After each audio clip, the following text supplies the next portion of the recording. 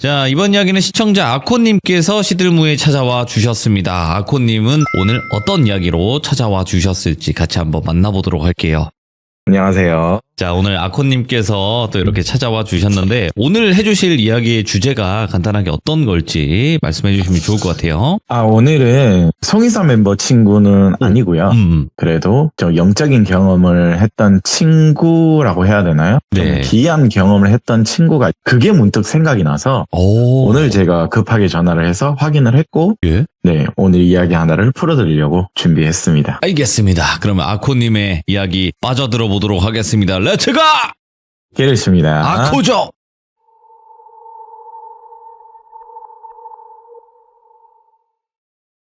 자, 오늘은 앞에 말씀드린 대로 송이사 멤버 친구는 아니고 우리 학창시절 중고등학교 때 친구 이야기인데 제가 사연을 오늘 풀기 위해서 확인차로 어제쯤 제가 다시 연락을 취했거든요.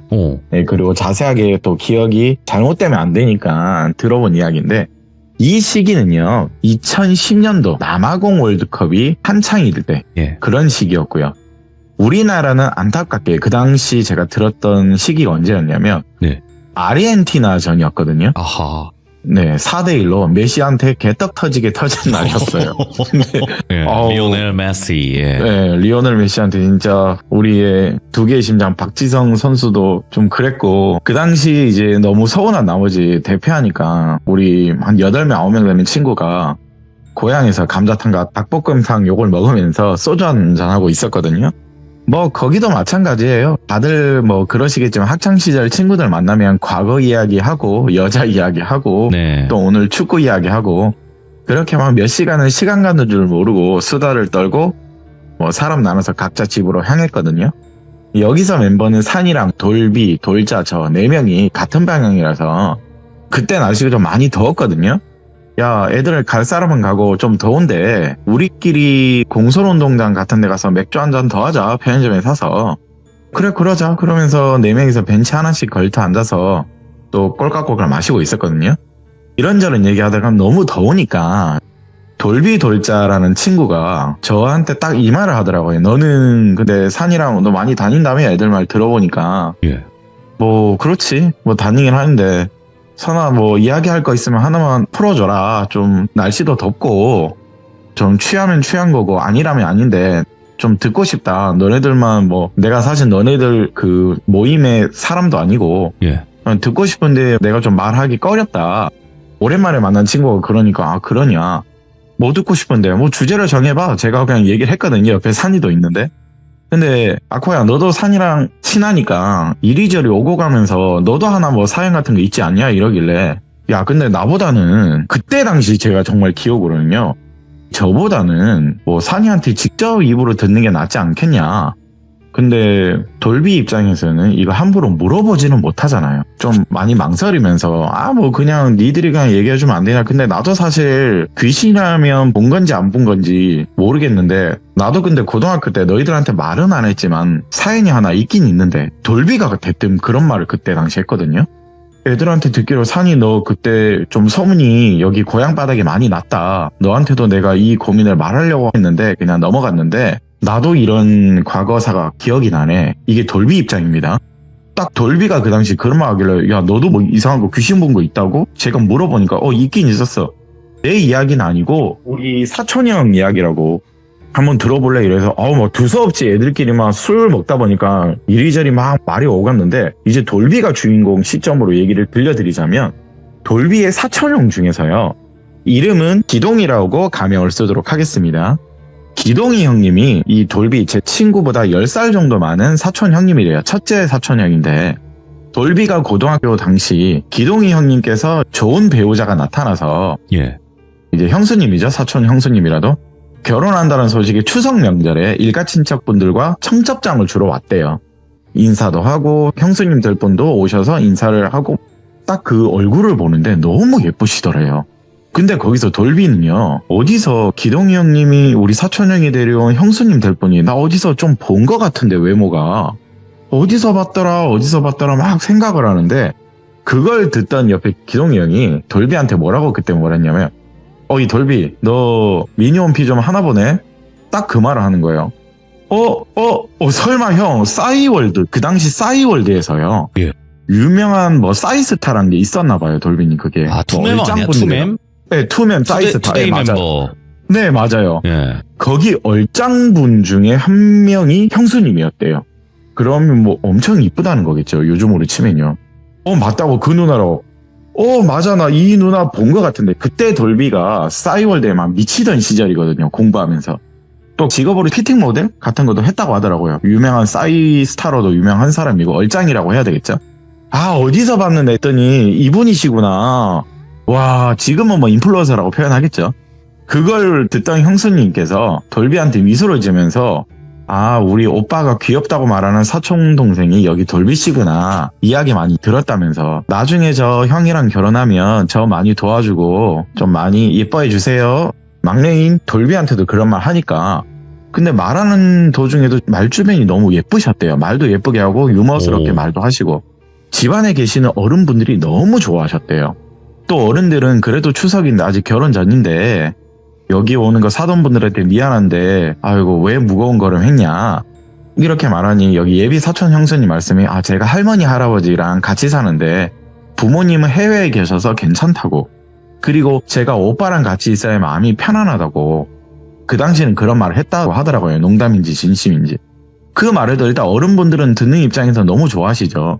그런데 이 말을 듣는 와중에요, 정작 이제 시어머니 시아버지 될 분들이 있으시죠. 돌비한테는 큰아빠 큰엄마예요. 근데 표정이 그렇게 썩 좋지 않으세요. 분위기를 밝게 하고 넉살 좋은 예비 며느리가 왔으면 화기애애해야 되게 말을 하면 좀 표정이 좋아야 되는데 그냥 정작 시어머니 시아버지 될 분 큰아빠 큰엄마는 듣는 동안 표정이 너무 안 좋았대요. 뭐 그렇게 그날은 사촌들하고 뒤에서 얘기를 하고 명절이 끝나고 나서 2달 정도 시간이 지났는데 당시 할머니를 돌비 부모님이 모시고 계셨거든요. 막내. 네. 고향에서 모시고 계셨는데 기동이 형 부모님이 오셔서는요, 갑자기 2달 뒤에 명절 지나고 오셔서는 돌비 엄마 아빠랑 할머니랑 심각한 이야기를 좀 나누셨대요. 근데 먼 발치에서 보고 있는데 다들 표정이 너무 안 좋으세요. 아니 이제 곧 있으면 며느리도 들어오고 명절 지나고 2달 됐는데 또 갑자기 오셔서 왜 저런 심각한 얘기를 하냐 뭐 이렇게 궁금했었는데 한창 저희가 수능이 끝날 때였거든요. 뭐 추석 지나고 좀 돌비도 그 시기에 얘가 궁금증이 좀 많았대요. 저처럼 궁금증이 굉장히 많았대요. 사랑만 주시는 할머니한테 애교를 부리면서 할머니 아까 큰아빠 큰엄마 우리 엄마 아빠랑 얘기하고 할머니도 다 같이 얘기했잖아. 뭐 아까 심각한 이야기 하던데 무슨 일인지 할머니 좀 얘기해줘 막 애교를 부리면서 얘기했대요. 할머님이 많은 손자 손녀 중에서 첫째 손자인 기동이 형과 그리고 같이 살고 있는 돌비 막내를 제일 예뻐하셨대요. 그러면서 웃으면서 별거 아니다 말을 했는데도 할머니 내 표정 봤는데 그냥 얘기해도 할머니 얘기해줘 막 계속 또 얘기를 부렸대요. 아이고 대신 니 말하면 안 된대 이러면서 할머니께서 얘기해 주신 게 첫째 동이 있잖아 기동이 네 사촌 형아가 귀신을 본단다.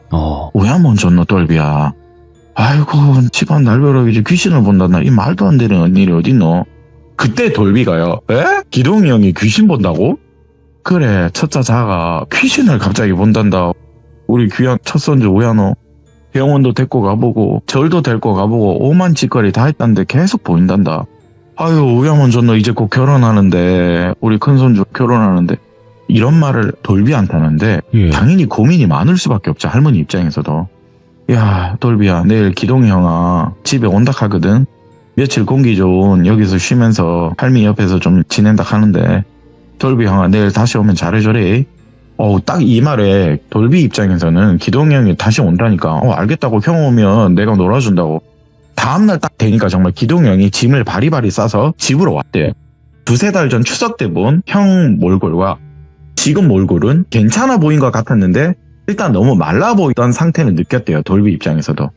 돌비가 당시 형아 나 운동하러 나갈 건데 같이 나갈래? 이렇게 얘기하니까 그래 그러자고. 우리 막내랑 오랜만에 뭐 이렇게 이런저런 얘기도 하고 너 이제 대학 가잖아. 형이랑 운동 좀 하고 놀자. 이렇게 얘기하면서 운동을 나갔대요. 둘이서.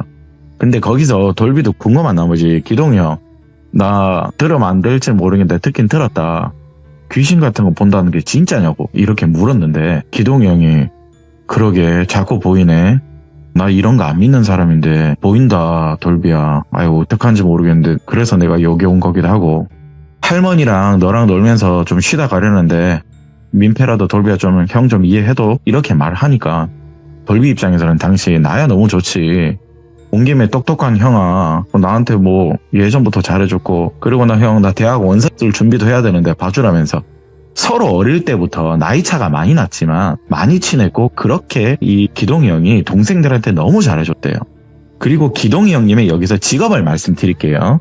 자 여기선 이건 실제거든요. 정확한 이름은 말할 수 없지만 현재 직업은 판사입니다. 그때 당시는 변호사 신분이었어요. 일단 여기 집 자체가요. 제가 알고 있는 돌비도 공부를 잘하지만 직업이 굉장히 좋은 집이에요. 그런데 생각보다는 이게 똑똑한 집안에서 이런 일이 벌어진다는 걸 정말 사실 저도 이해가 안 되거든요. 정말 다들 그런 분위기 속에서 그날은 이제 뭐 맘편일 저녁도 먹고 잠을 청할 거 아니에요. 첫날이니까. 그런데 시간이 막 지나서 기이한 일이 발생할 줄 알았는데 네, 바로 당일 벌어졌대요. 밥 먹고 자는데 새벽 시간에요. 기동이 형이 잠들고 있는 방에 막 이런 소리가 들리더래요. 몸부림치는 소리가 막 들리는데 돌비 입장에서는 소리가 너무 기괴하니까 가봤대요. 가봤는데 할머님이 옆에서 그 모습을 그냥 멍하니 손을 꼭 잡고 지켜보고 계시더래요. 무슨 일이야 할머니 이 늦은 새벽에 할머니 여기 왜 있으시냐. 그리고 형은 왜 저런 소리를 내냐. 왜 이렇게 고통받는 얼굴이냐. 이렇게 말을 하니까 할머니가 한숨을 푹 쉬시면서 돌비야 너도 여기 와서 앉아봐라. 아이고 우야면 졌노. 할미가 어쩌다 보니까 누군지 알아냈다. 그 아이가 그러는 것 같다. 그 아가 그러는 것 같다. 돌비야. 긴가민가 했는데 내가 오늘 봤는데 진짜 그 아인 것 같다. 우야면 졌노. 할머니가 이 말씀 하시는데 할머니 무슨 말씀이시냐고. 돌비야 가서 네 엄마 아빠 좀 깨우겠나. 그러시길래 돌비가 일단 할머니가 시키는 대로 주무시고 계신 새벽에 부모님을 깨웠대요. 기동이 형이 자고 있는 방으로 다들 오셔서 할머니 말씀이 내가 혹시나 해서 기동이 옆에 와봤는데 선명하게 들리더라. 이 할미도 이제 죽을 때가 됐고 나이가 많이 들어서 뭔가 들린다. 너 당장 첫째한테 전화해서 금마가 맞는 것 같다고 전하고 첫째한테 빨리 무당을 부르던 용한 사람들을 불러서 뭔가를 해야 되지 싶다. 그 말씀에 돌비 부모님이 어머님이 말씀하시는 거니까 알겠다고. 일단 돌비는 옆에서 기이해요. 할머니가 무슨 소리를 하는 건지. 이 상황에 대해서는 들은 건 없고 엄마 아빠 할머니는 아까 다 얘기를 들었으니까 뭔가 이상하게 꼬였나 보고다만 그냥 어린 마음에 생각은 했대요. 다음날 아침이 돼서 돌비가 기동이 형한테 얘기를 했대요. 형 자는 내내 할머니가 형을 지켜준 거 아나? 지금은 걔안나 이렇게 얘기를 하니까 그렇게 근데 시끄러운데 형은 눈 한 번 안 뜨고 잘 자더라. 그런데 기동이 형이 여기서 하는 말이 나 잠들긴 했는데 어느 순간 자는 척 한 거였다 사실. 눈을 뜨는 게 너무 무서워서 그냥 계속 자는 척 했다 돌비야. 할미도 나한테 눈 뜨지 말라 하더라. 그냥 그대로 자는 척 신용을 하든 눈 감고만 있으라 하더라 할머니가. 돌비는 그 옆에서 듣고 헐 진짜? 아니 그걸 듣고 그냥 자는 척 했다고? 형 근데 보인다고 했으면 진짜 귀신 형태가 어떠냐. 돌비는 그때 궁금한 나머지 물어봤대요. 근데 기동이 형 입장에서 형태가 전혀 안 보인대요. 그냥 정말 어둠 속의 그림자 있죠. 어둠 속의 그림자인데 손과 발은 분명 형태로 보였대요. 근데 얼굴은 그냥 시꺼매서 안 보이더래요. 그런데 특이한 건 목소리였대요. 그림자 형태의 키도 크고 손, 발도 다 보이는데 목소리는 약간 초등학생 같은 목소리 있죠. 가는 목소리. 근데 항상 나한테 같은 말을 하나 하더라. 내가 집에서 잘 때, 평소에 다른 데서 잘 때는 나한테 다가와서 이 귀신이 이상한 말을 하는데 내 거야, 내 거야, 내 거야, 내 거야, 내 거야, 내 거야 이렇게 수십 번을 반복한대요. 오늘은 다가오지 못하고 할머니가 나를 손을 만져줘서 그런가 할머니 뒤에서 내 거야, 내 거야, 내 거야 어린 초등학생 말투로 여전히 말은 내 거야 그러더라. 나 그 소리에 미치는 줄 알고 고통 속에 몸부림치고 있던 거다. 아이고 일단은 형 나 학교 갔다 와서 다시 얘기하자고. 그날 돌비가 학교를 다녀오고 집에 왔는데 할머니랑 3명이서 오늘은 같이 자자고 돌비가 기영이 형한테 얘기를 했대요. 오늘은 뭔가 그냥 같이 잤으면 좋겠다. 돌비가 그때 제의를 했대요. 내일 큰아빠 큰엄마 오신다니까 할머니가 형 지켜준 거라면 오늘 잠이라도 편하게 좀 자야 될 것 같은데 어찌됐든 귓가에 속삭이던 그 귀신이 할머니 때문에 먼 발치에서 속삭이는 거면 조금은 괜찮은 거 아이가 형. 오늘은 우리 3명 같이 자자. 그 말에 기동이 형도 그러자고. 안 그래도 할머니가 나 손 꼭 잡아줄 때 예. 우리 큰손주 괜찮나 우리 큰손주 괜찮나 할 때 할머니가 할미 여기 있다 그런데 난 너무 마음이 편하고 좋더라. 우리 할머니 짱이다. 너도 그렇지만 엄마가 손 잡는 것보다 할머니가 잡는 게 더 따뜻한 거 알지 않느냐. 할머니도 내리사랑이잖아. 옆에 듣던 할머니가 웃으면서요. 아이고 우리 새끼들 할미가 죽으면 죽었지 절대 니들은 안 된다고. 할미가 지켜줄게. 또 그러시더래요. 그렇게 그날 밤에 다들 3명이서 할머니, 돌비, 기동이 이렇게 잠이 들었는데 네. 돌비는 그날 봤대요. 모두가 잠든 밤 새벽에 갑자기 또 형의 거리는 눈물을 이번에 흘리면서 끄억끄억 거리는데 할머니가 그 소리에 번쩍 일어나더니 다시 기동이 형 옆에 가서 손을 꼭 잡아줬대요. 예. 그런데 여기서는요 좀 이상한 말이 나왔어요. 기웅아 우리 손주 기웅아 그러지 마라. 우리 기웅아 너 거기 있지? 우리 기웅아 그러면 안 된대. 할머니가 올라가면 우리 기웅이 많이 안아줄 테니까 여기 누워있는 기동이는 가만히 냅둬라. 기웅아 할머니 말 들리나? 할머니 말 들리면 여기 누워있는 기동이는 제발 가만히 냅둬라. 이 말을 돌비가 옆에서 듣는데 할머니 기웅이면은 나 완전 어릴 때 죽은 사촌형 이름인데 둘째 삼촌 아들이었잖아. 이 말을 딱 했대요 돌비가. 할머니는 거기서 계속 기웅아 그러지 말해. 누워있는 기동이 형 손을 잡으면서 계속 기웅아 그러지 말해. 할머니가 계속 그러실 때마다 형은 마음이 좀 편했는지 다시 잠이 들더래요. 고통 속에 몸부림치며 눈물을 흘리던 기동이 형은 다시 코를 골면서 자는데 할머니는 돌비를 바라보면서 이제 된 것 같다. 돌비야 너도 얼른 자고 할미가 여기 너 형아 지키고 있을 테니까 얼른 자라. 니도 내일 학교 가야지. 다음날 아침이 돼서 물었대요. 형 새벽에 또 형 고통 속에 이번에 운 거 아냐고. 그래서 할머니가 또 손 잡아주고 막 그랬는데 형 기웅이 형 기억나? 기웅이 형 부르던데 둘째 삼촌 아들. 그 말을 하니까요 기동이 형이 표정이 너무 안 좋더래요. 진짜 설마 했는데 설마 진짜 기웅이 형이라고? 나도 긴가민가 했는데 기웅이 형이 할머니가 맞다면 진짜 맞는 건데. 돌비야 너도 얼추 옛날에 들었지? 둘째 삼촌 일찍이 사고 치셔서 아이 일찍 나으신 거. 장손의 장남은 기동이 아버님이거든요. 첫째는. 근데 뭐 어찌됐든 그 당시는요 첫째가 사실 아들이 중요하다고 좀 표현을 할게요. 절대 뭐 가리는 거 아니까 여러분 오해하지 마시고요. 장손의 장남은 우리 아빠인데 어찌되었건 너한테 둘째 삼촌이고 나한테는 큰 삼촌이지 않느냐 돌비야. 먼저 태어났으면 여기 어른들 사랑 듬뿍 받고 살았던 거 너 알지? 우리 할아버지 좀 그랬잖아. 근데 기웅이 형이 둘째 삼촌이 일찍 사고 쳐서 나보다 더 일찍 태어났잖아 돌비야. 근데 내가 태어나고 나 유치원 다닐 때 사실 기웅이 형이 나 엄청 괴롭힌 거 너 알아? 이러길래 돌비는 당연히 모르지. 나는 어리니까 형이랑 나이 차가 많이 나니까. 그리고 그때 당시 기웅이 형이 나한테 항상 했던 말이 뭔 줄 알아?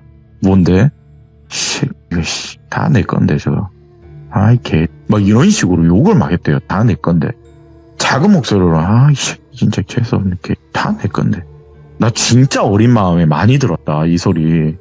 난 그냥 어려서 형이 욕하는 게 너무 나이 차 얼마 안 나면 무서워서 그냥 왜 저런 말 안 싸우기도 싫고 웃어 넘겼는데 유독 나한테만 그렇게 못 살게 구더라. 너 위로도 내 밑으로도 사촌 동생 많잖아. 근데 나만 볼 때마다 이렇게 다 내 거 막 이런 식으로 다 내 거 내 거 막 이런 식으로 얘기하는데 그러다 시간이 흘러서 이제 막내인 너지 돌비야. 네가 태어나고 이제 모든 사촌 형제들이 다 갖춰졌잖아 어른들 사이에서. 근데 기웅이 형 너는 어려서 기억 못하겠지만 네. 너 막 태어나자마자 초등학교 졸업 앞두고 하늘로 갔다. 너도 들었지? 들었다고. 돌비도 기억난대요. 내가 언뜻 듣기로 사고로 목이 부러졌대요. 큰 사고가 일어났대요.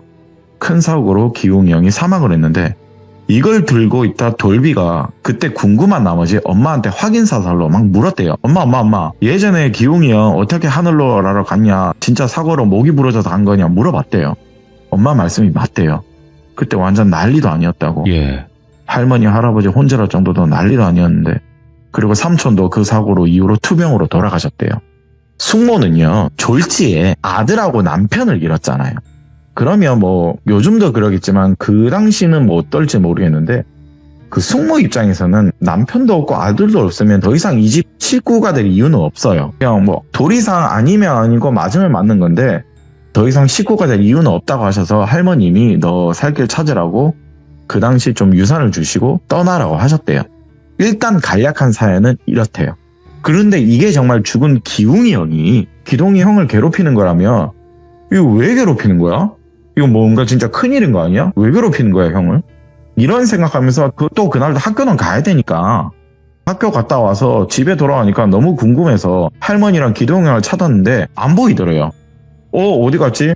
할머니 형이 없으니까 전화를 하니까 기동이 형은 전화를 안 받는데요.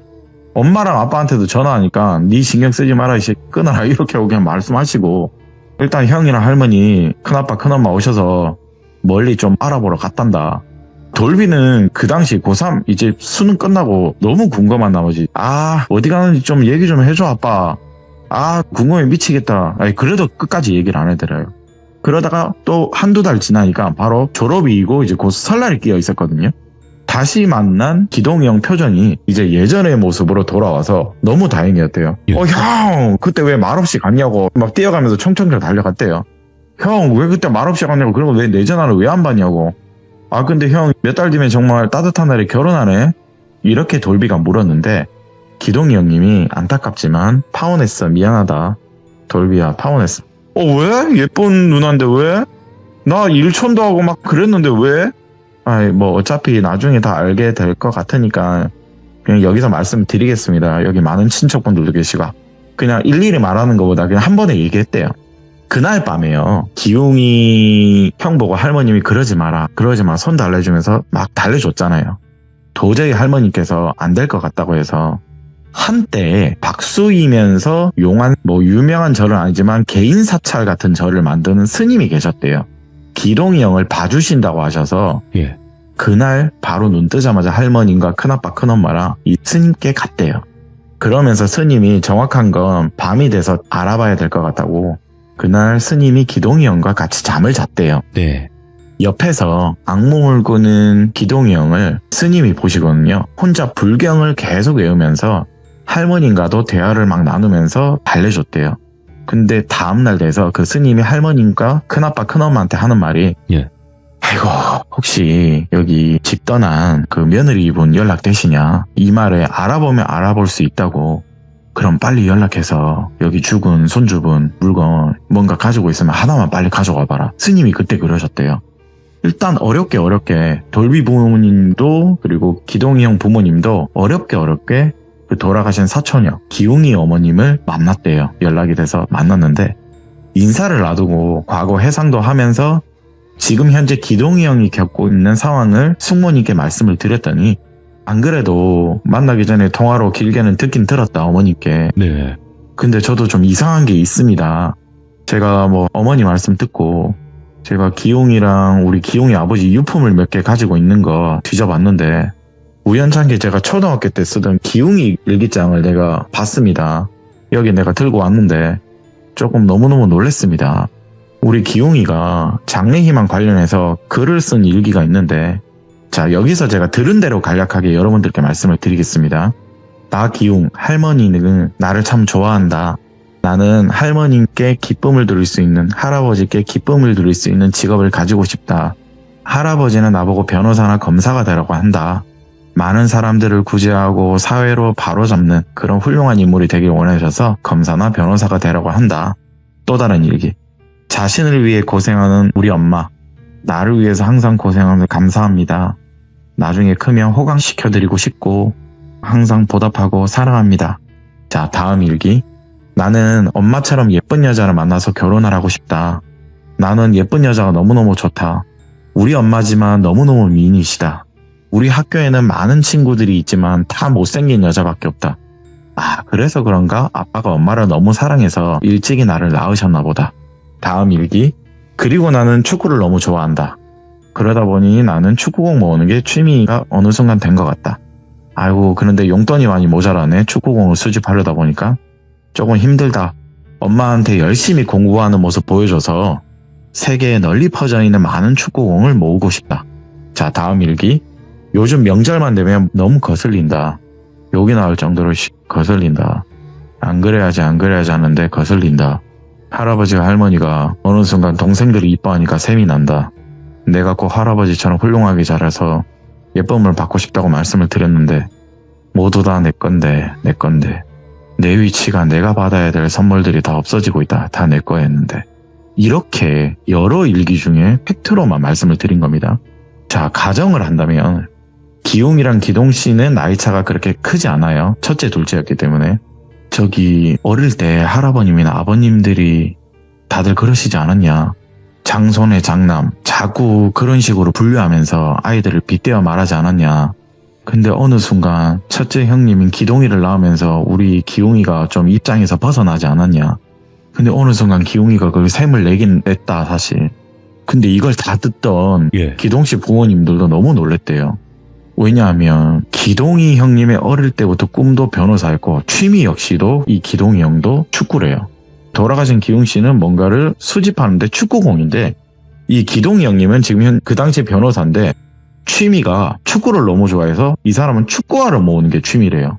그리고 기동이 형이나 기웅이 형이나 어릴 때 또 공통적인 게 예쁜 여자를 그렇게 좋아했대요. 그냥 완전 얼빠든 어린 나이임에도 불구하고.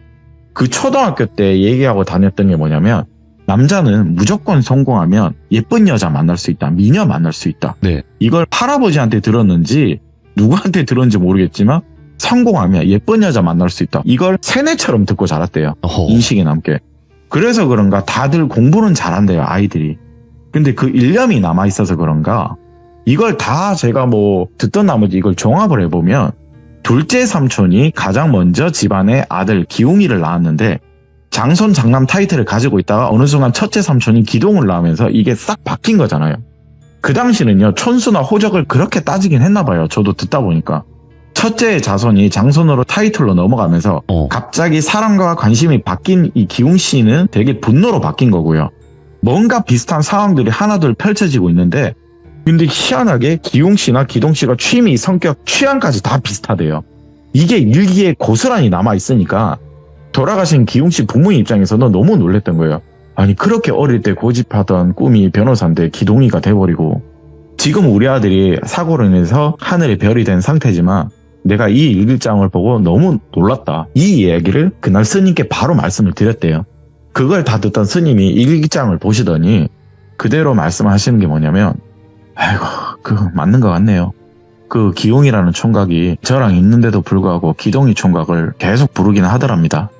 아이고 어쩌다 어린 나이에 갔는데 이승이를 떠나지도 못하고 왜 계속 이 사촌 동생을 부른가 했더니만 어릴 때부터 욕심도 많고 야망도 크고 어떻게 살아있으면 지금 여기 있는 기동 총각처럼 큰 인물이 됐을 낀데 명은 하늘이 정하는 법 그렇게 안타깝게 이별을 하니까 억울해서 우연호 그래서 혼이 돼서 귀신이 됐나 봅니다. 근데 제일 싫어했던 하필 사촌 동생이 자기 꿈과 성향 취향까지도 비슷하니까 더 하니 안 되겠어. 원혼이 되려고 하는 것 같소. 근데 여기서 정말 위험한 게 하나 있다. 바로 배우자다.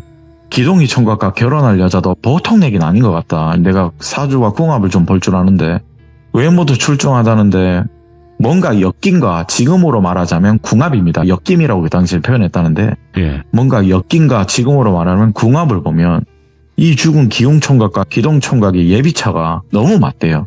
죽은 기웅이 총각과 지금 기동 씨의 예비 부인 궁합이 너무 맞는데요. 뭔가 나는 죽어서 가지지 못한 걸 내가 제일 싫어하는 바로 밑에 사촌 동생이 다 가져가고 여자까지 이제 가져가려고 하네. 이게 완전 귀신이 돼서 미친 듯이 누웠다. 일단 기웅이 총각의 일기장은 내가 죄를 짓내서 하늘로 올려보내서 불태울 테니까 내가 어떻게든 전도해 볼 테니까 기동이 총각은 집에 가거든. 가장 아끼는 네가 가장 아끼는 축구화 하나. 성격 비슷하다 했으니까 성향이. 네가 가장 아끼는 축구화 하나. 그리고 네가 일하는 일터에 가서 네가 가장 많이 쓰는 뭐 연필이나 책 이런 거 있으면 펜 같은 거 있으면 갖고 오라고. 이렇게 해서 가지고 왔대요. 그리고 스님이 또 마지막 당부를 하시는 게 기동씨 내가 이런 말에서는 좀 그런데 그 여성분하고는 헤어지는 게 좀 좋을 것 같다. 믿거나 말거나이지만 당신들이 다 선택을 하겠지만 헤어지는 게 좋다. 아니면 진짜 잘못해서 죽을 수도 있다. 여기까지 일단 스님께 말씀을 다 듣고 비방대로 할 일은 다 하고 이 이야기를 기동이 형님이 예비 신부인 그분께 전달을 했대요. 너랑 헤어져야 될 것 같은 이런 이유에 대해서. 자, 근데 여기서요. 이 예. 모든 가족들이 거기 명제를 듣고 있는 거잖아요. 좀 놀라운 이야기를 들었던 게 뭐냐면 이 기동이 형이 예비처 그 당시 싸이월드로 유명한 분한테 헤어지자고 말을 했더니 그게 좀 발작 버튼이 됐나 보여요. 여성분 입장에서. 완전 분노를 하면서요. 너 나 개 같은 너 변호사라고 오히려 나 가지고 놀았지. 뭐 무속이 뭐 스님 뭐 박수 이딴 말 듣고 나한테 헤어지려고 너 분명 가지고 놀았지. 너 지거 완전 너 포장해서 나 그냥 가지고 논 거 아니냐. 막 그런 식으로 윽박을 막 지르더래요. 예. 안 그래도 너희 부모님이 나 마음에 안 드는 거 보였다. 그래 내가 너보다 학력도 낮고 이 계통에서는 나는 명함 있는 사람임을 불구하고 너는 그럼 안 되지 새끼야 이러면서 갑자기 이 순한 여자가 돌변을 하더래요. 아이고. 가지고 논 것처럼 들리는지. 야, 너 내 거라고. 너 내 남자라고. 나 네 거라고. 그러지 마라. 나 네 거라고 새끼야. 완전 다른 사람이에요. 어쩔 예. 때는 화내고 어쩔 때는 뭐 갑자기 또 느슨하게 얘기하고 뭐 너무 형 입장에서는 복잡하더래요. 그런데 여기서 좀 기동 형 입장에서는 또 소름이 돋았던 게 이 여자 말에서 너 내 거라고. 난 네 여자라고. 네 거라고. 사촌형 기웅이가 말했던 내 거야 네 거야 막 이런 게를 듣다 보니까 이 여자 입에서 너무 소름이 돋더래요. 기동 씨 입장에서는요. 야, 스님 말씀대로 이게 우연이라면 우연인데 아니 죽은 기웅이 형이랑 말투까지 비슷하다고? 와, 이거 너무 소름이 돋았대요. 진짜 이게 고민을 많이 했는데 헤어지는데도 좀 며칠이 걸리고 몇 주가 걸리면서 힘들었대요. 지금도 그 당시 지금도 간혹 문자나 전화 온다. 여기 많은 사람들한테 가족분들한테 폭탄 문자 오는 걸 보여줬대요. 무서울 정도로. 너 내 남자라고 내 거다. 막 이런 식으로. 스님이 말씀해 주신 대로 돌비 사촌형은 일단 아까 말씀드린 비방, 축구화와 사무실에 자주 쓰던 만년필을요. 아직도 하나둘 태우고 있대요. 계속 뭔가를 진행하고 있대요. 그리고 죽은 사촌 기웅이 형을 위로하면서 네. 많은 식구들 앞에서 제사도 또 그날 지내줬대요. 그리고 그날 이후부터 2년이 지났는데 그 해에 할머님, 돌비한테도 할머님, 기동씨, 기웅씨한테도 할머님인 노안으로 사망을 하셨대요. 네. 그 할머님께서 가기 전에 말씀하신 게 내가 하늘 가거든. 우리 기웅이 내가 잘 저살필 거니까 너들은 잘 살라고. 우리 기동아 잘 살라고. 우리 돌비 막내 손주도 잘 살고 이 많은 손주 손주들 잘 살고 그렇게 눈을 감으셨대요. 예.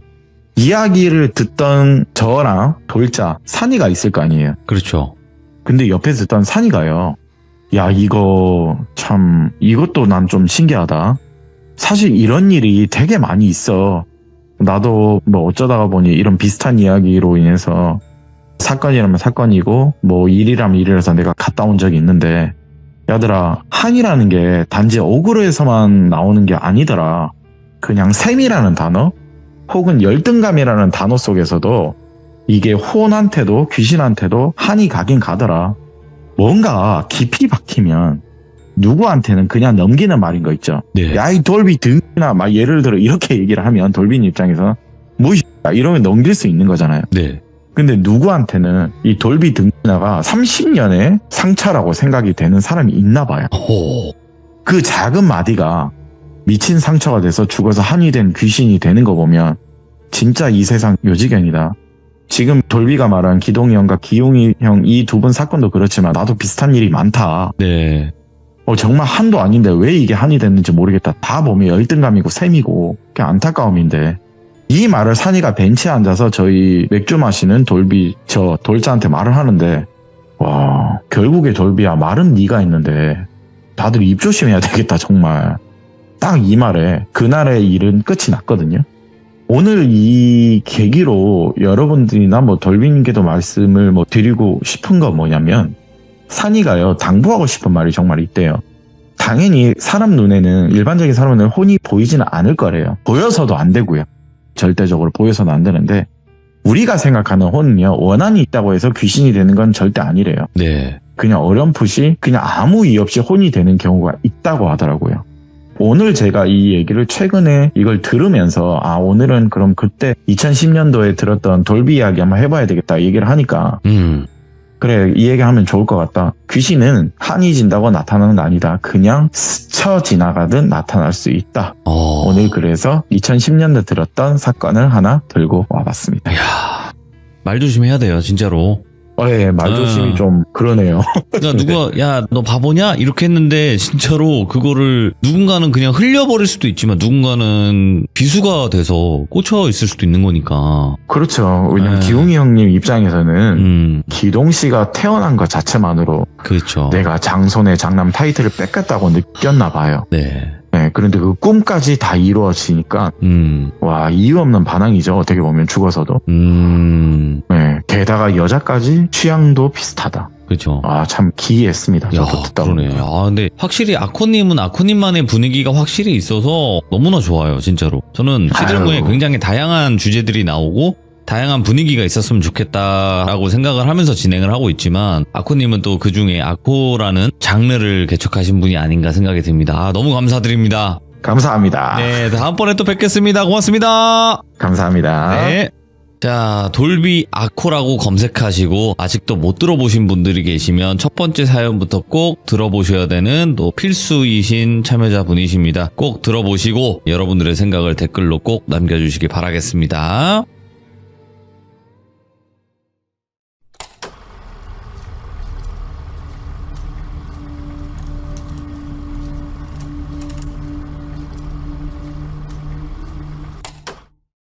자, 이번 이야기는 시청자 아코님께서 찾아와 주셨습니다. 빠르게 만나보도록 하겠습니다. 안녕하세요. 아코님, 안녕하세요. 반갑습니다. 아코님께서 와주셔서 너무너무 감사드리고요. 일단은 오늘 해주실 이야기가 어떤 이야기가 될지 참 궁금하네요. 오늘은 또 제가 하려던 이야기가 있었는데 예. 제가 제보를 받은 입장에서 턴을 좀 하도록 하겠습니다. 알겠습니다. 뭐 항상 뭐 그러셨지만 네. 항상 그러셨지만 그래도 항상 저희는 귀담아 잘 듣도록 하겠습니다. 그럼 어떤 이야기인지는 바로 출발을 해보도록 하겠습니다. 렛츠가! 게르십니다. 아코죠!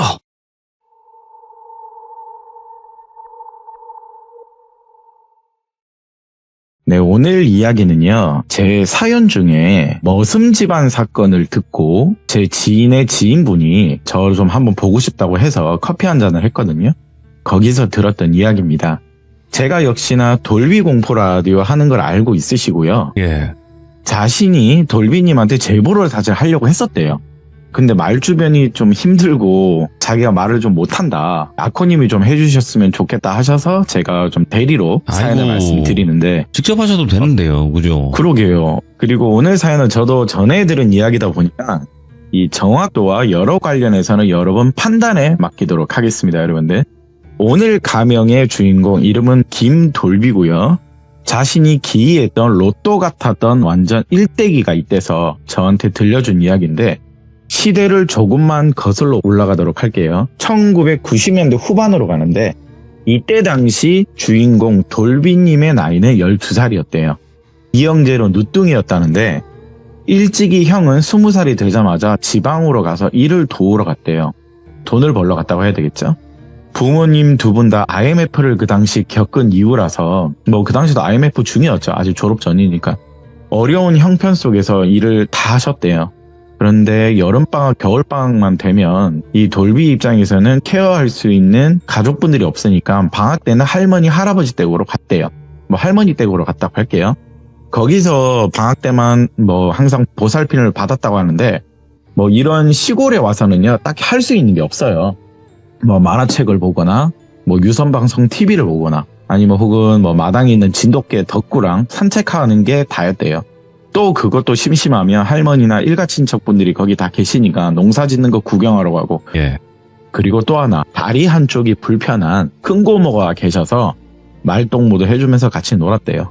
어릴 때부터 몇 년을 그렇게 반복적으로 놀러와도 질리지 않았던 건 자신의 큰 고모가 굉장히 말주변도 좋고 항상 돌비를 재미나게 놀아줬대요. 몸은 불편하셨지만. 그리고 항상 오후 일과 중에 하나는 마당에 있는 진돗개 덕구랑 산책하기였는데 다리가 불편한 고모를 대신해서 돌비는 마당에 있는 덕구에 목줄을 풀고, 그때는 막 풀고 다녔거든요. 네, 산책을 나갔다고 하는데 한 30분 정도 거기서 걸어가면요, 이 낙동강이 흐르는 모래평지가 있었대요. 거기 사는데.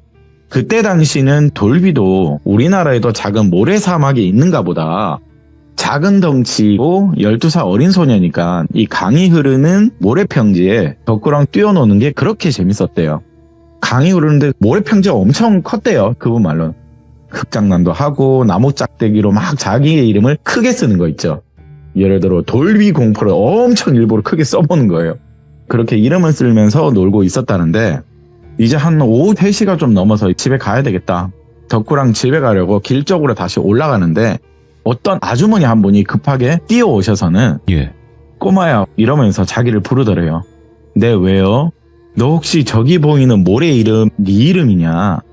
네, 제가 크게 써놓은 거라고. 너 진짜 이름이 김돌비 맞아? 네, 제 이름 돌비 맞는데요. 김돌비 맞는데요. 혹시 정말 미안한데 너 성씨라고 알아? 너 무슨 김이야? 라고 물었대요. 네. 12살이었지만 그때 당시 돌비씨도 자기 성씨가 어디인지는 알고 있었대요. 뭐 예를 들면 김 하면 유명한 게 뭐 김해김, 안동김, 경주김 뭐 이런 흔한 김씨잖아요. 근데 이 돌비 김씨가 좀 흔하지가 않는 동본이라고 하더라고요. 저희 아버지를 듣기는 저희는 땡땡 김씨라고. 근데 그 말을 듣던 아주머니가 입가에 미소를 띠더니 갑자기 눈가에 또 이 미소를 띄었다 눈물을 흘렸다. 언젠가 나타나더니 진짜 나타났다. 내 앞에 정말 나타났어. 이렇게 말을 더듬으면서 혼잣말로 계속 중얼거리더래요. 너 혹시 나이가 몇 살이냐고. 11살, 12살 정도 되나니까 네, 맞아요. 저 12살이라고. 계속 이렇게 울면서 얘기하는데 혹시 집이 어디야? 이 아줌마가 집안의 어른들을 만나고 싶은데 얘 아줌마 정말 나쁜 사람 아니라고. 여기 길을 교회 때문에 왔다 갔다 한다고 여기 길을 자주 차로 지나가는데 여기 돌비가 모래보에 글씨 쓴 크기가 너무 크고 잘 써서 좀 칭찬해주고 싶어서 어른들 좀 뵈려고 한다. 뭐 사실 그때는 말도 안 되는 거죠. 그리고 너 닮은 얼굴이 내가 아시는 분과 굉장히 닮아서 그렇다. 그렇게 말하니 돌비도 성격이 좀 그 당시는 밝았대요. 사람을 가리고 그러진 않았대요. 여기서 좀 걸어가면 할머니 논이 나온대요. 할머니 농사 짓고 계셔서 거기 계신다고 하면서 아주머니랑 덕구랑 할머니 계신 곳으로 갔대요. 아주머니가 할머니를 만나면서 한참을 이야기를 하시는데 할머니는 그 자리에서 믿기지 않는다는 표정을 그 당시 돌비 눈으로 봤었대요. 무슨 말도 안 되는 소리냐, 말도 안 된다. 이런 말을 주거니 받거니 막 하는 게 들렸는데 돌비 입장에서는 무슨 말인지 모르고 진지한 얘기를 하시나 보다. 덕구랑 집에 있는 큰 고모가 심심할까봐 빨리 자기는 집으로 돌아갔대요. 집에 도착해서 방금 있었던 일을 또 큰 고모한테도 얘기를 하니까 고모가 그걸 듣더니 뭐 이상한 사람인가 보지 의아한 표정을 지었던 것도 기억이 나더래요. 그렇게 조금 시간이 더 흐르니까 할머니하고 아까 봤던 그 아주머니랑 집으로 들어오는데 또 거기서 할머니와 고모 이렇게 세 분이서 한참을 이야기를 나누시더래요. 거기서 근데 갑자기 큰 고모는 크게 눈물을 흘리시고 통곡을 하시는데 이게 무슨 일인가. 어린 돌비 입장에서는요. 그냥 강쯤에서 글씨 쓰고 놀고 있었는데 내가 데리고 온 아주머니 때문에 할머니도 의아한 표정이고 고모가 저렇게 우니까 좀 안 좋았죠. 자기 입장에서는. 내가 사람을 잘못 데려왔나? 고모는 하염없이 계속 눈물을 흘리시고 나는 무슨 실수를 한 건가 보다. 내가 이름을 괜히 썼나 여기다. 여기 뭐 국립공원인가 막 오만 생각이 다 났대요. 그 당시는요. 그렇게 그날 긴 대화는 끝이 나고 자신은 영문도 모른 채 이틀이 지나니까 토요일이 됐거든요. 토요일 주말이 되니까 엄마랑 아빠가 아직 개학 시기가 멀었는데 이틀 만에 엄마랑 아빠가 자기를 데리러 왔다고 하더라고요. 그 주 주말에. 당연히 엄마 아빠 뭐 며칠 안 봤지만은 반가운 나머지 엄마 나 아직 개학하려면 멀었는데 벌써 왔냐고 이렇게 말하니까 엄마는요 또 거기서 눈물을 흘리면서 돌비를 꼭 안아주더래요. 우리 아들이 훌륭했었네. 우리 아들은 참으로 훌륭했던 사람이었네. 이러는 거래요. 아니 엄마도 갑자기 자기를 끌어안고 이상한 소리를 하니까 엄마 그게 무슨 말이냐고. 그렇게 몇 시간 정도 엄마랑 아빠가 자기를 안아주면서 쓰다듬어 주는데 아까 말한 대로 몇 시간 정도 지나니까 얼마 전 봤던 아주머니하고 여러 사람들이 집으로 오시더래요. 네? 그 아주머니가 여러 사람을 데리고 오는데 사람이 굉장히 많이 왔대요. 또 돌비 부모님과 할머니 그리고 고모와 인사를 나누는데 뭔가에 엄청난 시간을 조금 들였대요. 자기가 덕후랑 산책하고 오는데 아직도 이야기를 나누고 있대요. 이야기를 끝날 때쯤에 아주머니가 신문지로 꼬깃꼬깃 무엇인가를 돌비 부모님께 건네주는 걸 봤대요. 돌비가. 예. 그걸 받고는 아버지도 엄마, 고모, 할머니도 다시 또 눈물바다가 됐대요. 그걸 받고는 감사하다고, 눈물을 흘리면서 계속 감사하다고. 되레 근데 오히려 그걸 전해주시는 이분들 입장에선 이 아주머니는 뭐가 감사하냐고. 우리가 더 감사합니다. 저희는 누가 미신이든 손가락질을 하든 우리는 이건 믿을 거라고. 저희는 반드시 보답과 은혜를 갚아야 된다고. 이렇게 은혜를 갚을 수 있어서 다행이라고. 갑자기 이런 소리가 오고 가는데 돌비는 너무 의아했대요. 엄마도 울고 할머니 울고 또 고모도 울고 이 사람들도 다 같이 울고 있고 이건 뭔 일이지? 엄마를 또 감싸 안으면서 자기는 또 위로해 주는데 큰일 났다. 내가 이틀 전에 이상한 아줌마 데리고 와서 이런 눈물바다가 된가 또 오만 생각이 들죠. 근데 그 신문에 엄마 이거 뭐야? 라고 해서 돌비가 풀어봤는데 예. 당연히 돈이죠. 신문 안에 있는 거. 뭉탱이가 5개나 있는데 어마무시하게 10,000원짜리 건이 많더라고 했다고 하더라고요. 거기 보니까. 신문지에 돈을 싸서는 왜 이걸 또 우리 부모님한테 주시나. 그렇게 또 장시간 이야기하고 저녁 식사까지 마치고 헤어졌대요. 예, 그날은 그렇게 헤어지고 돌비는 궁금했지만 어린 나이이기 때문에 딱히 물어보진 않았대요. 예. 그렇게 6년, 좀 길었죠. 6, 7년 정도 세월이 좀 시간을 지났는데 문득 고등학교 졸업을 앞둔 돌비가요. 그때 당시에 이야기가 회상이 되더래요. 고모, 나 근데 지금 생각해보니까 초등학교 때 할머니 집 낙동강 살던 그 집 기억나지? 나 그게 갑자기 기억이 나는데 그건 무슨 일이었냐? 고모야, 생각해보니까 그때 이후로 우리 엄마 아빠가 갑자기 시장에 무슨 돈이 생겨서 그런가 장사까지 하시고 어느 동네로 집도 이사가고 좋은 일이 많이 있었다. 어릴 때는 내가 아무리 어리더라도 집이 가난하다는 건 난 알고 있었거든, 고모. 근데 지금은 남부럽지 않게 잘 살고 있지 않느냐. 내가 데려온 아주머니 만난 이후로 뭔가 우리 집 가세가 바뀐 것 같은데 그 말을 듣던 고모가요. 와, 니 그거 기억하나? 기억하지. 근데 너 엄마가 그 말 아직도 안 해주시더냐. 엄마 아빠한테 물어봤는데 나 성인 되면 이야기 준다 하더라. 예. 나도 이제 수능 다 쳤고 대학생인데 고모가 알고 있으면 고모가 아는 대로 얘기해주라 물어봤대요. 돌비야, 그러면 고모가 몸이 왜 불편한 건 니도 어릴 때 들었지? 응, 들었어요. 그러면 고모가 이야기해줄게. 자, 이때부터 본론이 들어가거든요. 왜 이런 일이 일어났는지. 너희 아버지가 젖먹이 애기 시절이었대요. 그때 뭐가 발발했냐면 1950년 6.25 전쟁이 발발을 했어요. 그리고 1년인가 지났을 때 고모가 그때 나이 5살이었대요. 고모님 나이는. 너가 데려온 그 아주머니는 누군가의 큰 은혜를 입은 사람이었대요. 그 당시. 그때 그분도 한 5, 6살인데 고모하고 같은 연령대래요. 당시 저 돌비가 데려온 아줌마 그 동네에서는 나름 놈 많기로 유명한 집안이었대요. 먹고 사는 데는 지장 없이 농사 짓고 잘 사는데 날벼락으로 6.25 전쟁이 터집힌기라. 난리도 아니었지. 갑자기 전쟁이 나니까. 근데 시골 사람들은 아무래도 뭐 갈 데가 없고 딱히 죽으면 죽고 살면 산다 약간 이런 마음이 있었대요. 그냥 전쟁이 나면 난 거지 피난 간다는 생각 안 했대요. 시골이기도 하고. 설마 북괴놈들이 여기 남쪽까지 내려오겠나 했대요. 그런데 웬걸 여러분들도 아시다시피 낙동강까지 북한군이 쳐들어왔거든요. 여기까지 밀고 와서 난리도 아니었지.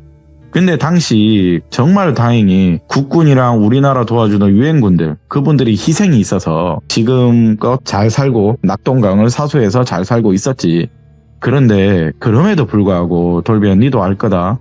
우리 동네 우리 마을 인근 전부 다 우리 지역 거의 피를 부르는 학살이 있지 않았냐.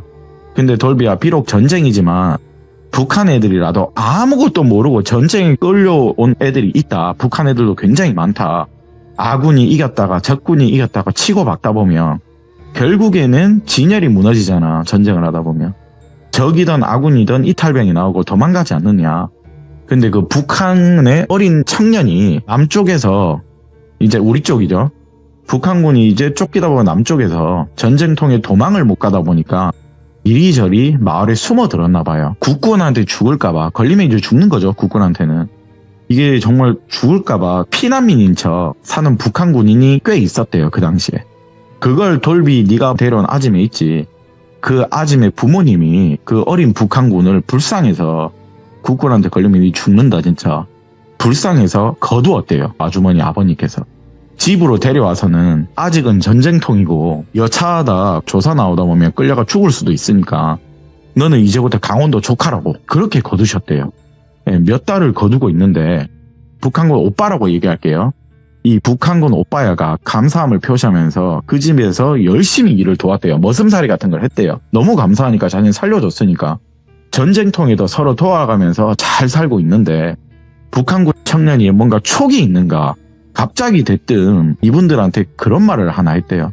여기에 죽음의 피가 꿈에 들여진다고. 꿈이 반복됩니다, 여러분. 여기 뭔가 위험하다. 떠나야 된다고.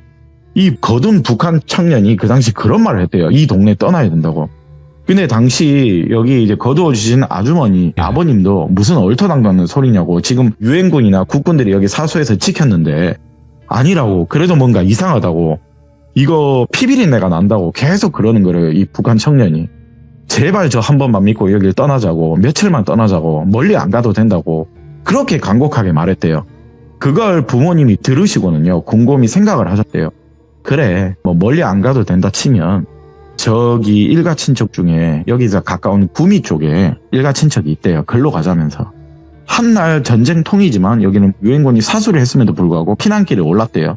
그리고 여기 지역하고 구미하고는 그렇게 멀지가 않아서 일단 북한 청년 오빠의 말을 듣고 길을 나섰는데 근데 진짜 놀랐던 게 뭐냐면 며칠이 지났나 그 마을이 파괴이 됐대요. 엄청나게 죽어나갔대요. 애들도 어른도 거기 살던 분들이 이걸 구미에서 그 소식을 듣고 손이 달달달달달 떨렸대요. 이게 이런 죽음을 피해가니까요. 부모님 입장에서도 은인이지. 와 내가 거둔 북한 청년이지만 완전 은인이라고 감사하다고. 근데 또 이 북한 청년 입장에서는 아니라고. 내가 은혜를 입었지 않느냐. 나를 살려주시지 않았냐. 서로 또 얼싸안고 그 당시 막 눈물을 흘리면서 당시 좋아했대요. 그 아버지 입장에서는요. 와 이거는 내가 거뒀지만은 보통 이거 연은 아닌 것 같다. 이거 절대 보통 연 아니다. 여기 있는 큰 따님, 집안의 큰 따님과 이 북한 청년하고 혼사를 맺어주려고 했대요. 예. 근데 그 북한 청년이 이런 말을 했대요. 그 남쪽 아버지요. 정말 죄송하다고. 제가 죽을 운명이라서 그리고 사실상 원래 죽어야 했던 목숨이라서 이 혼사는 좀 거절하도록 하겠습니다. 여기 남쪽 식구들 만나서 이렇게 편하게 사는 것만으로도 족하다고. 사실은 이 전쟁통에서 남한이 이겼든 북한이 이겼든 자기한텐 아무런 의미가 없었을 거래요. 왜냐하면 자기는 북한이 이겨도 이미 부모님이 돌아가셨기 때문에 할머니 할아버지 손에 자랐었대요. 그리고 당연히 나이가 드셔서 할아버지 할머님도 돌아가셨는데 자신은 시간이 흘러 뭔지도 모를 이 전쟁통에 끌려왔으니까 누가 이기든 간에 사실 의미가 없대요. 남한에 이겨도 자기는 죽는 거고 북한에 이겨도 결국에 혼자 있는 거예요. 네. 예, 누가 이기든 자기한테는 상처 속의 환경이래요. 그런데 요 근래 확신이 하나 들긴 들었대요. 자기가 신병이 있긴 있대요. 내가 그걸 받은 것 같더라. 반신반의했는데 예. 전쟁에 나가기 전에 꿈에 수많은 시체들이 들비한 산을 보았는데 그게 지금 현재 6.25 전쟁이었고 여기서 남쪽 아버지를 지금 만나서 꿈을 꿨는데 대형 학살이 막 또 일어나더라. 아니 전쟁이 났는데 또 이런 피비린내 나는 시체가 산을 이루더라. 아 우리 할아버지가 당시 박수셨는데 내가 이걸 이제 조금씩 봤나 보더라. 꿈속에서 그렇게 통곡과 울음소리가 나한테 들린다. 귀신들이. 괴롭고 너무 힘들었다. 그런데 어느 날 꿈속에 내 앞날이 보이는데 남쪽 아버지 저도 얼마 남지 않은 기분이 듭니다. 이 말을 당시 정중하게 하면서 혼사를 거절했대요. 예. 그렇게 구미 쪽에 잠시나마 터를 잡고 사는데 짧은 그 구미 생활이 너무 행복했대요. 살았다는 안도감이 제일 크죠. 그리고 북한 청년이지만 새로운 식구 하나, 아들 하나가 생겨서 당시 아버님께서 너무 좋아했대요. 조금씩 안정화가 될 찰나예요. 또 안타까운 사건이 터졌는데 집안에 여기 1남 6녀시래요. 유일하게 오빠가 있는데 사실 전쟁이 터졌으면 입대를 해야 되는데 피하고 도망당기다시피 군대를 뺐대요 사실. 근데 결국에 이걸 걸리는 바람에 강제 입영을 하게 됐대요.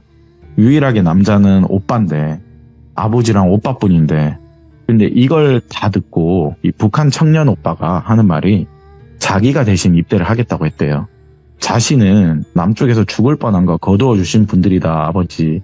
내가 은혜를 또 한 번 갚고 싶다. 자기는 기본군사훈련을 북한에서 받았다. 그러니까 형님 대신 내가 군대 가겠다. 이런 말을 했대요. 얼마나 미안하고 송구했던지. 차마 아니다 그러지 마라. 우리 아들이 가야지 그래도. 이런 말을 당시 못했대요. 그 당시도 워낙 아들 하면 귀한 거 아시죠? 애지중지 시절이어서. 그렇게 대신 그 북한 청년이 집안의 오빠 대신 입대를 했대요. 그렇게 잘 있으려나 정말 죄 짓는 심정으로 며칠 몇 날을 시간을 기다리는데 이제 전쟁이 끝나갈 때쯤이에요.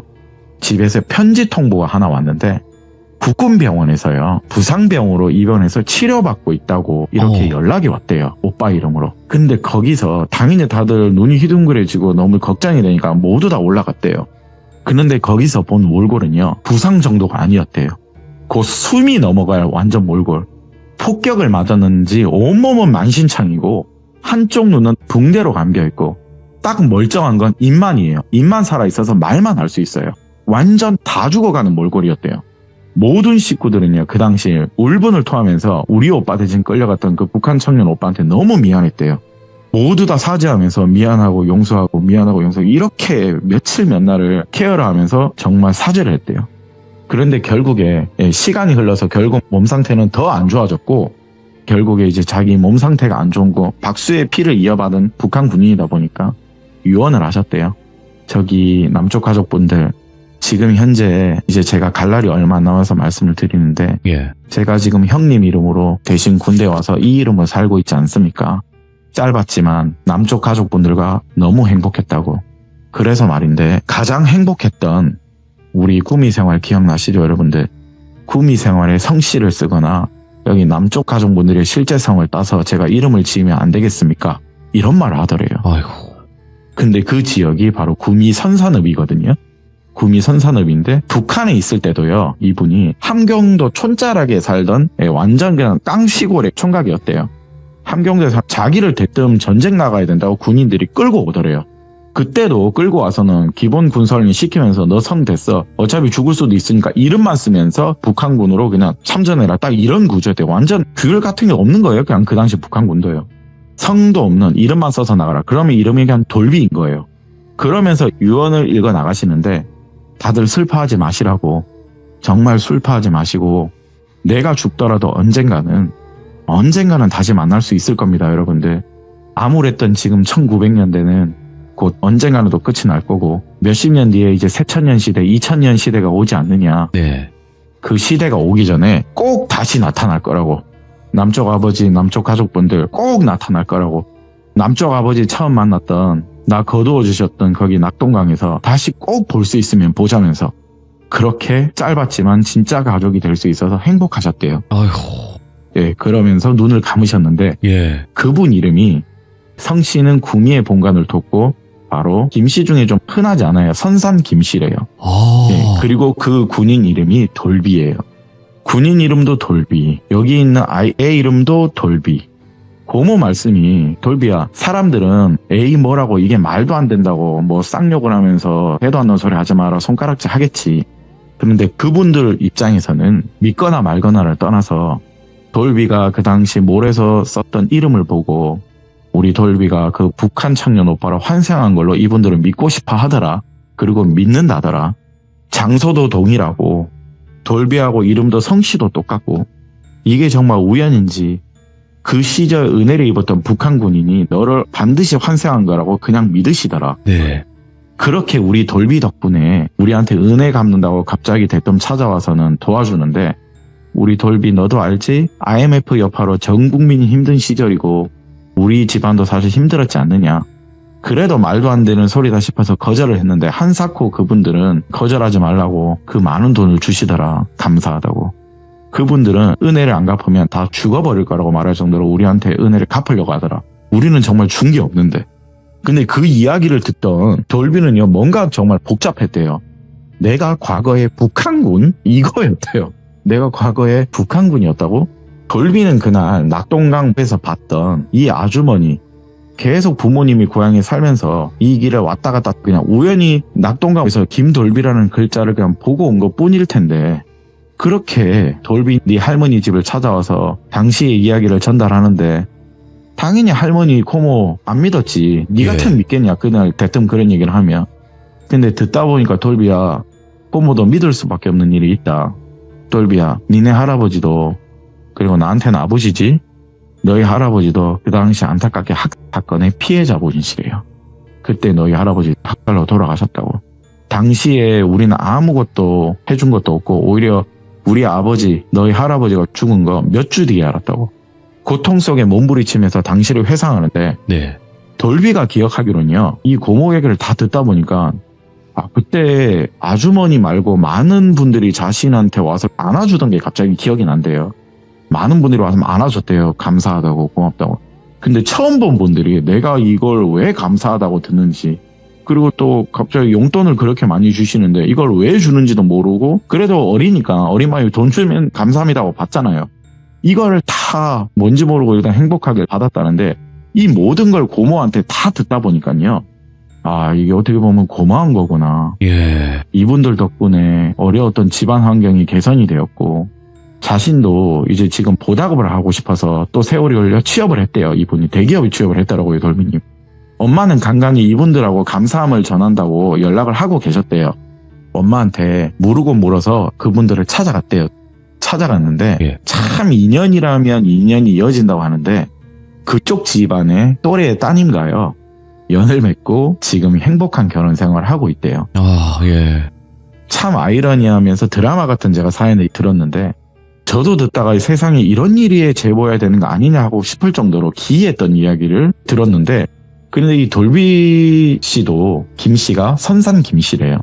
이게 정말 우연이라면 우연이겠지만은 이분들은 정말 우연이 아니래요. 분명 환생한 거라고. 이렇게 믿는 오늘 사연을 하나 짧게 들고 와봤습니다. 차, 진짜 우연이라는 게 있을까 싶긴 해요. 우연이 필연이 되고. 아우 그럼요. 그런 일들이 생각보다 너무나 많아서. 그래서 단순하게 우리가 그냥 우연이겠지라고 하는 거는 그것도 연이니까. 그죠? 전 듣다가 너무 놀랐습니다. 야, 그래도 오늘 아코님께서 또 신묘한 이야기 들려주셔서 다시 한번 감사드리고 앞으로도 많은 이야기 부탁드리도록 하겠습니다. 감사합니다. 감사합니다. 네, 고맙습니다. 자, 오늘 아코님 이야기도 굉장히 신묘하면서 레전드 이야기가 아니었나 생각이 듭니다. 그리고 아코님 그 이야기를 첫 번째 사연부터 안 들어보신 분들도 많이 계실 것 같아요. 그래서 돌비 아코 검색하시면 재생 목록에 굉장히 또 많은 이야기들이 있으니까 첫 번째 이야기부터 꼭 들어보시길 바라겠습니다. 감사합니다.